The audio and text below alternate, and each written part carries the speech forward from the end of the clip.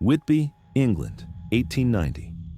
In a quiet reading room above the harbor, a tired Irish clerk named Bram Stoker copied names from a travelogue. Beside him lay a map of Transylvania, a borrowed book titled An Account of the Principalities of Wallachia and Moldavia, and a stray note in his handwriting, Dracula means devil. 6 centuries earlier, in the mountain town of Târgoviște, villagers spoke of Vlad III, the prince who impaled thieves and traitors in his orchard until the crows refused to land. It was folklore, they said, a nationalist legend. Yet travelers kept writing of the smell that lingered long after. Everyone thought Stoker's vampire was only Gothic fiction. But the archived letters, the coroner's accounts, and the language of revenge in those medieval chronicles tell a colder truth. In a museum in Bucharest, behind glass, rests a cracked wood stake labeled simply Relic 1477. Decades later, Hollywood would soften this story. Târgoviște, Wallachia, 1459. The first official record of Vlad Dracula's methods appears in a German pamphlet printed in Nuremberg in 1463. The fragile document titled Of the Tyrant Dracula, How He Impaled His Enemies survives in 7 confirmed copies. Historians at the Augsburg Staatsbibliothek have verified their authenticity through paper composition analysis. The accompanying woodcut shows a disturbing image. Vlad dining among forests of impaled victims, seemingly unmoved by their suffering. What modern readers cannot detect is the pamphlet's smell, a musty combination of iron-infused ink and mold, as archivists at the Staatsbibliothek have noted. Pages turn with a whisper of deterioration. The woodblock impressions leave tactile shadows on fingertips. Ottoman records from 1460 contain testimonies from merchants describing the field where men still stood upright, long dead. One scribe recorded a witness statement: the crows would not land among them, for they feared the prince more than hunger. Archaeological surveys conducted in 2003 near the presumed execution grounds revealed soil with abnormally high concentrations of lime and ash, consistent with mass disposal of human remains. For centuries afterward, the name Dracula carried dual meaning: protector of Wallachia against Turkish invasion, and monster who taught justice through exemplary cruelty. Court documents show his victims were primarily thieves, traitors, and enemies of state, his methods legally sanctioned. Yet the theatrical nature of his punishments transcended mere law. The townsfolk of Târgoviște stopped walking near the castle orchard after dusk, even generations after Vlad's death. Local parish records indicate reduced attendance at evening services near execution grounds, a pattern that persisted into the 18th century. Buda, 1462. Diplomatic correspondence preserved in Hungarian National Archives reveals how foreign emissaries perceived Vlad. One letter from Benedictus de Bosna, an envoy of King Matthias Corvinus, describes an unsettling reception. He greets you with impaled men as candles of obedience. The parchment shows signs of water damage along one edge. The ink has faded to a rusty brown.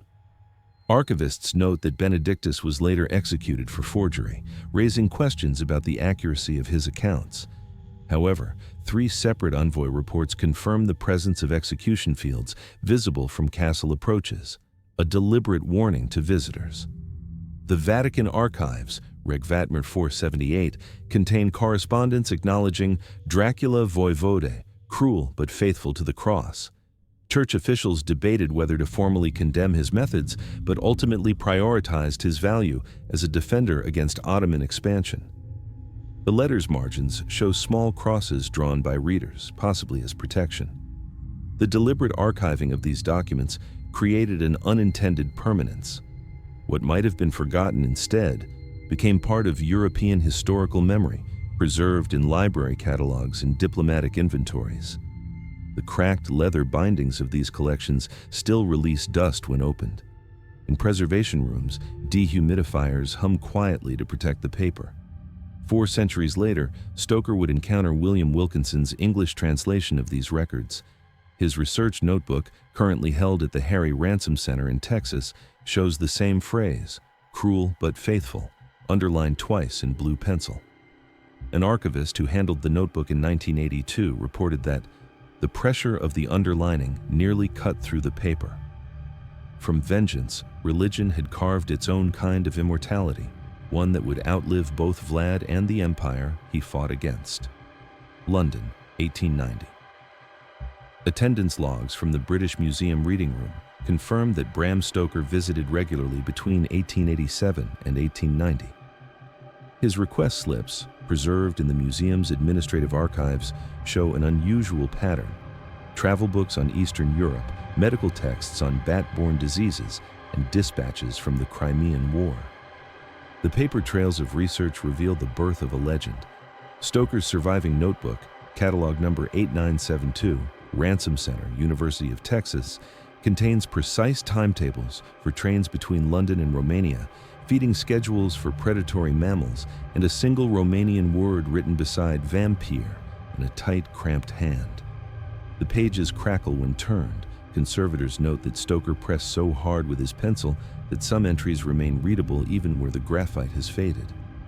He spent 3 days with Wilkinson's, an account of the principalities of Wallachia and Moldavia, a historical text referencing Voivode Dracula in a footnote. Historian Paul Murray confirmed through handwriting analysis that Stoker cross-copied entire phrases from these travel histories into what would become his novel.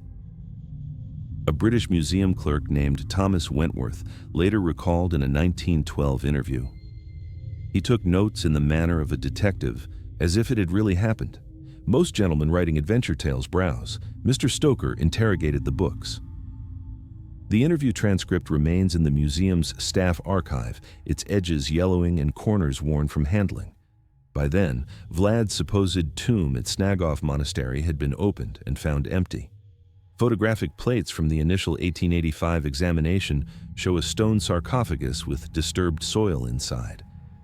Local witnesses claimed the earth there churned unevenly when church bells rang, an assertion repeated in the monastery's visitor log but dismissed by academic researchers. What began as historical research had triggered something less definable: the transformation of documented atrocity into supernatural threat. Snagov Monastery, 1931. Romanian archaeologists officially reopened Vlad's supposed tomb under the direction of historian Constantin Karaja. Black and white photographs published in Revista Istorica document their findings. Within the stone sarcophagus lay no human remains, only animal bones, fragments of textile, and a decaying metal shroud clasp. The photos show white-gloved hands lifting the artifacts. Dust particles float visible in the camera's flash. Laboratory analysis concluded the animal remains were feline, possibly placed there in a later period. The shroud clasp, however, dated appropriately to the 15th century based on metallurgical composition. Museum records indicate it was catalogued as Item 4021, funerary accessory Tepe's tomb, and stored in the National History Museum of Romania. Local witnesses to the excavation, interviewed by folklorist Maria Tataru in 1972, maintained that the prince's body had been removed by monks who feared his soul unrested. The monastery's ledger from 1889 contains an entry by Father Nicodem.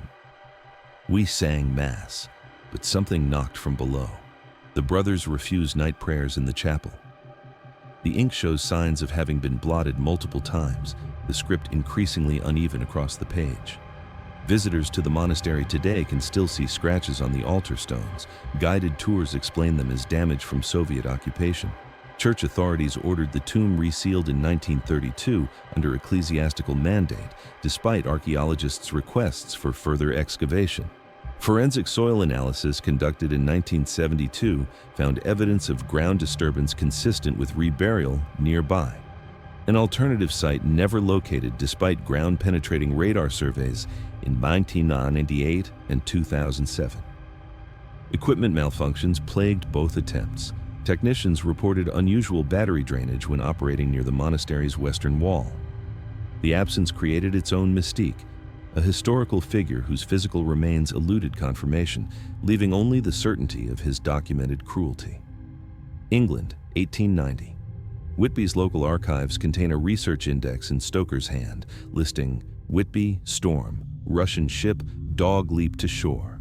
These notes correspond precisely to articles in the Whitby Gazette reporting the wreck of the Dmitry of Narva, a Russian schooner that ran aground during an August storm in 1885. The index card shows coffee stains along one edge. The handwriting grows smaller toward the bottom, as if conserving space. Harbor records confirm that the vessel carried timber and miscellaneous cargo from the Baltic. The first mate's body was reportedly found in the hold with severe trauma to the neck. The coroner's report, preserved in the North Yorkshire County Archives, attributes death to injuries sustained during the storm. Lighthouse keeper James Higgins told a local reporter, "Never seen dogs so afraid of a wreck before.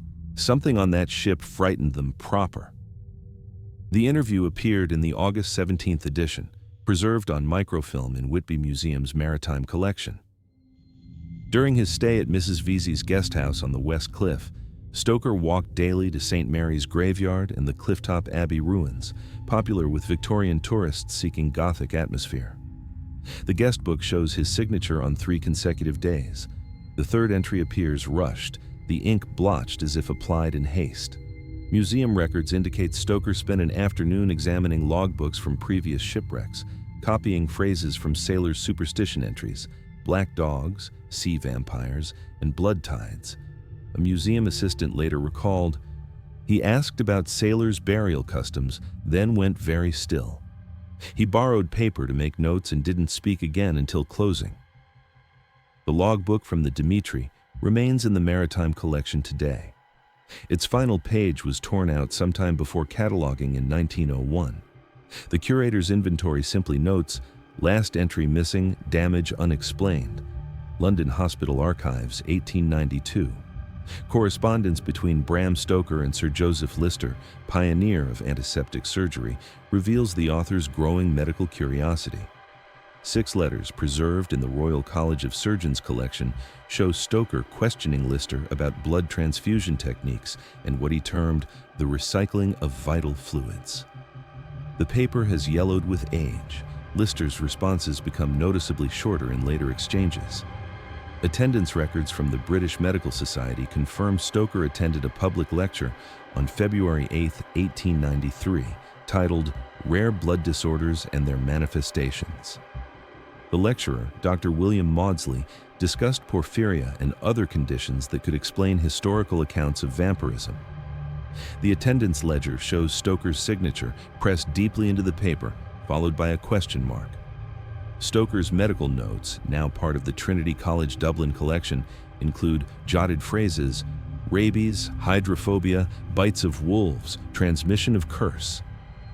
The pages contain small diagrams of circulation systems. Several show unusual stains that curators have never conclusively identified.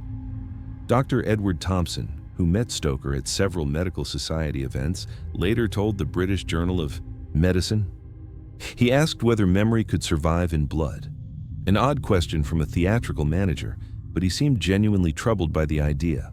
The interview appears in the April 1897 issue, coinciding with Dracula's publication. The merging of folkloric consumption with Victorian medical understanding created something previously unseen in literature: supernatural horror justified by emerging science. In his novel, Stoker would transform the historical impaler into a blood-drinking contagion, mixing medieval cruelty with modern medical anxiety. Hospital archives show Stoker requested access to patient records regarding rare blood conditions. His application was denied, but lecture notes found among his papers suggest he obtained the information through other means. London, 1897. Before Dracula's publication, Stoker staged a private reading at the Lyceum Theatre to secure dramatic rights. Theater management records list only 12 attendees, including actor Henry Irving and 3 unnamed physicians. The small audience reportedly showed visible discomfort. Irving's personal secretary wrote in her diary, "Mr. I grew pale during the churchyard scene. I myself felt ill at descriptions too lifelike." One reviewer, writing for the theatrical paper The Era, left before the reading concluded. His brief notice mentioned a growing nausea at scenes mixing historical truths with unnatural appetites. The clipping, preserved in the Lyceum's promotional archives, shows penciled annotations in what appears to be Stoker's handwriting. Too much? Perhaps Transylvania scenes need softening. When Dracula appeared in print that May, early readers found its travel diary sections unusually detailed. The book's first-week sales records indicate modest success, with 287 copies sold. The Whitby Gazette published a concerned editorial noting that the novel blurred reportage and hallucination in a manner that may confuse the credulous. Library acquisition records from 1897 show that 3 regional libraries initially categorized the book under travel history before reclassifying it as fiction. Correspondence to the publisher included letters asking whether real ship crews had been interviewed for the Demeter's log sections. Constance Stoker, Bram's sister-in-law, wrote in her personal journal, "B seems troubled by the book's reception, says people keep asking what parts really happened." That same month, archaeological journals reported discoveries in Transylvania. Brick masons renovating a church foundation had unearthed 3 skeletons with iron spikes driven through their rib cages, a documented folk practice for laying the restless dead. London newspapers juxtaposed these findings with Stoker's novel, feeding public fascination with vampire lore. The factual and fictional began their long, inseparable dance. London, 1912. Following Bram Stoker's death from exhaustion and stroke, his widow, Florence Balcom, took control of his literary estate with remarkable precision. Solicitor records indicate she registered formal ownership of all manuscripts and notes within 8 days of his passing. The inventory, preserved at the Society of Authors Archive, lists 14 notebooks, 37 loose research papers, and various newspaper clippings among his effects. When playwright Hamilton Dean sought permission to adapt Dracula for the stage in 1924, correspondence shows Florence demanded script approval rights. The contract, held in the British Library's theatre collection, contains specific clauses restricting historical references. 3 pages of the original draft script show Florence's editing marks striking out lines that reference the historical prince and his impalement practices. In a private note to her solicitor, now held at Oxford's Bodleian Library, she wrote, "The cruelty belongs to history, the hunger to dreams. The latter sells theater tickets, the former only resurrects what is better forgotten." The stationery bears her personal monogram. The letter was folded and reopened so many times that the creases have begun to tear.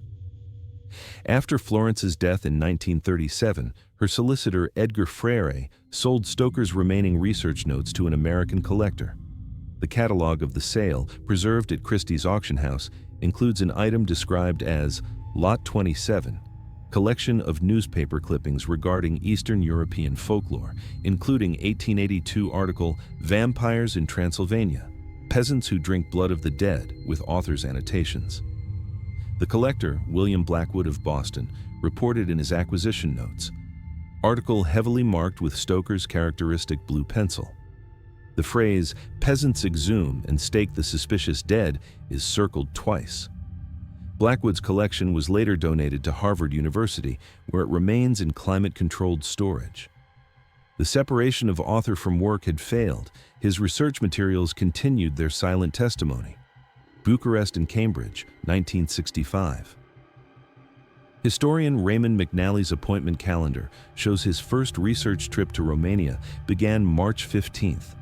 University expense records indicate he traveled with Romanian-born colleague Radu Florescu to investigate connections between the historical Vlad Tepes and Stoker's fictional count. Their academic papers, filed with Boston College, describe initial skepticism from Romanian authorities. The researchers gained access to monastic ledgers from Snagov and Bistrița monasteries.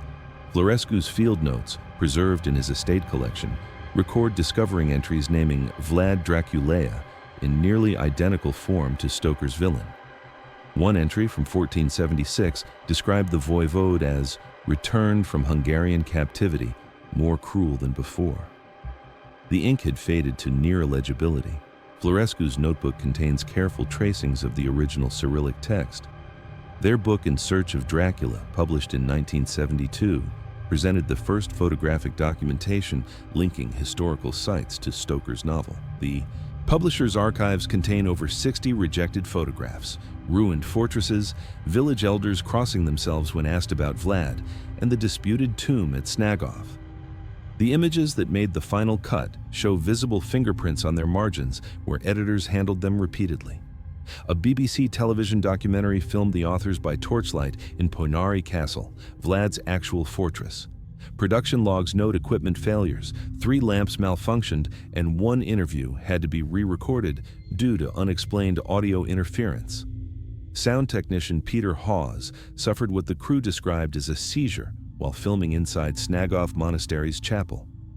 Medical records from the American hospital in Bucharest confirm Hawes was admitted on September 17, 1972, and discharged 2 days later with a diagnosis of undetermined nervous episode. For the first time, scholarly investigation had attempted to separate fact from fiction, only to find the boundary unsettlingly permeable. Universal City, 1930-1992. Universal Studios production files reveal how Hollywood transformed Stoker's novel. The first cinematic adaptation, starring Bela Lugosi, removed nearly all historical references to Vlad Tepes. Studio memos preserved in the Margaret Herrick Library show producer Carl Lemmel Jr. ordering script revisions, remove all impalement scenes, public wants romance, not history lessons. The original screenplay draft, dated August 1930, contained a prologue showing Vlad's military campaigns. Script supervisor Dorothy Spencer noted on her copy, "Too violent for Hayes' office approval. Cut pages 1 to 11. The paper shows coffee stains and cigarette burns along its edges, relics of late-night revision sessions. Costume design sketches evolved from military uniform to formal evening wear. Makeup tests photographed on September 12, 1930, show Lugosi first in battle scars, then in the now iconic pale aristocratic appearance. Laboratory processing notes on the film negatives indicate they were deliberately underexposed to enhance shadow effects." Over subsequent decades, Dracula's historical origins faded further. Production budgets allocated increasingly larger percentages to special effects rather than historical research. Universal's financial records show that by the 1960s, marketing materials made no mention of Vlad Tepes whatsoever. When Francis Ford Coppola developed Bram Stoker's Dracula in 1992, he explicitly reintroduced the historical connection. Production designer Thomas Sanders told American Cinematographer magazine, "History made the monster believable. We built the impalement forest based on actual Ottoman accounts." The art department's reference library, cataloged in production archives, included 7 historical works on medieval Wallachia. Romanian Orthodox clergy issued formal complaints about the film's premiere.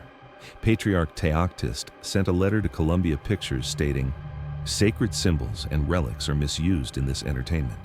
The studio's public relations department filed the complaint without response. The tension between devout memory and profitable myth had become its own cultural haunting. Vlad resurrected not through faith, but through the flicker of projected light. Bucharest, 2004. The National History Museum of Romania's exhibition records show the opening of Dracula, Hero or Monster on October 8th. Attendance logs indicate over 8,000 visitors in the first month. The centerpiece display featured 15th century coins bearing Vlad's image, reproductions of German propaganda pamphlets, and a wooden stake discovered during excavations near Ponari Castle in 1977. Museum security reports document unusual incidents. Visitors occasionally reported feeling unwell near the stake display. 3 required medical assistance for sudden dizziness. Environmental monitoring equipment recorded temperature fluctuations of 3 degrees Celsius in the vicinity of the case during quiet hours, despite climate control systems functioning normally. Chief Curator Dr. Ioana Petrescu implemented a special closing procedure for the exhibition. Maintenance logs show her signature each evening, beside the notation, "Glass intact, no cracks, voices again after closing." When interviewed by academic journal Studii Istorice in 2006, she explained, "It was a joke among staff about the whispering sounds from ventilation systems. We maintained the ritual for continuity." Security camera footage from November 14, 2004 captured an unexplained visual anomaly, apparent motion inside the sealed display case containing the stake. Technical review by systems engineer Mircea Popescu attributed the phenomenon to sensor interference from nearby electrical systems. His report notes that similar interference affected only this particular camera, despite identical equipment throughout the gallery. The exhibition, intended as historical education, unintentionally became a site of modern pilgrimage. Visitor comment books, preserved in the museum's administrative archive, show recurring themes: curiosity about Vlad's actual burial site, questions about vampiric folklore, and occasionally, apologies addressed directly to the prince himself. One entry, written in English, reads simply, "We turned your justice into entertainment. Perhaps that's punishment enough." The handwriting analysis requested by Dr. Petrescu proved inconclusive. Whitby Museum, present day. Correspondence records show the museum receives approximately 30 letters annually addressed to Count Dracula, Whitby, or variations thereof. Administrative policy directs staff to preserve these communications in archival boxes labeled Vampire Correspondence, currently containing over 600 items dating back to 1979. Curator Emma Richardson maintains the collection protocol established by her predecessor. Some contain drawings, she explained to Heritage Journal in 2023. Others include confessions or apologies. People write as if he were a real historical figure connected to Whitby. The letters arrive from 27 different countries, with increased frequency following new film adaptations.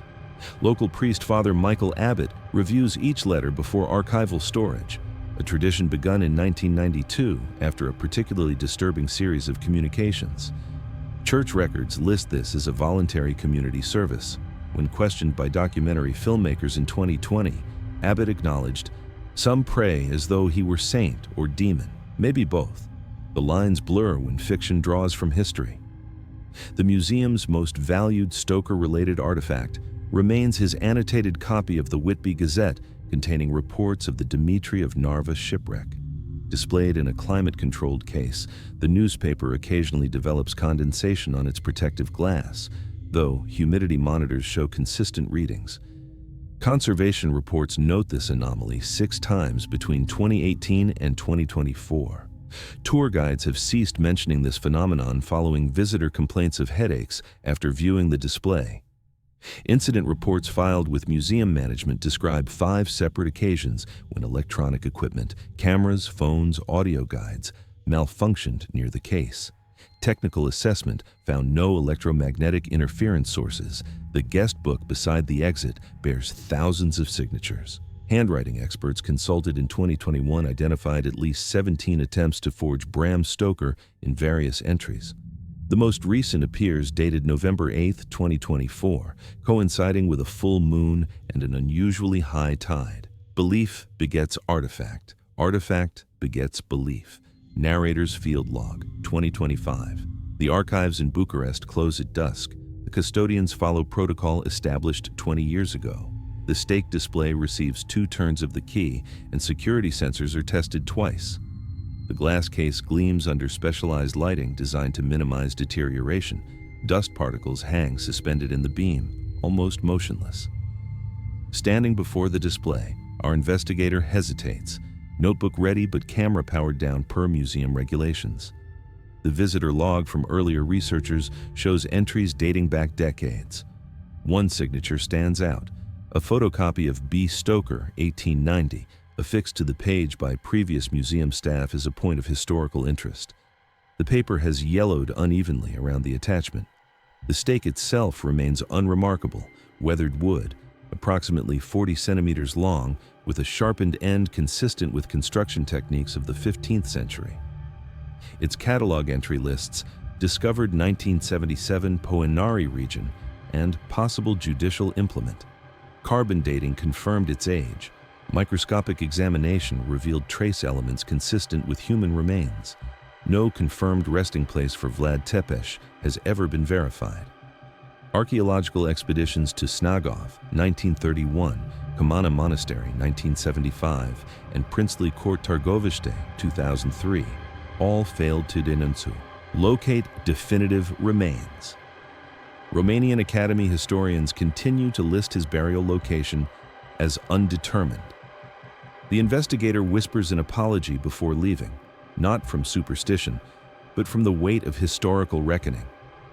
It has become customary among researchers to acknowledge the transformation of a national figure into global entertainment. Museum electronic visitor counters reset automatically at midnight, yet technical logs consistently show one additional count each morning, a system anomaly noted but unresolved since installation in 2014. Maintenance reports attribute it to software error. No camera has ever captured an unauthorized entry. The record ends here. The investigation continues.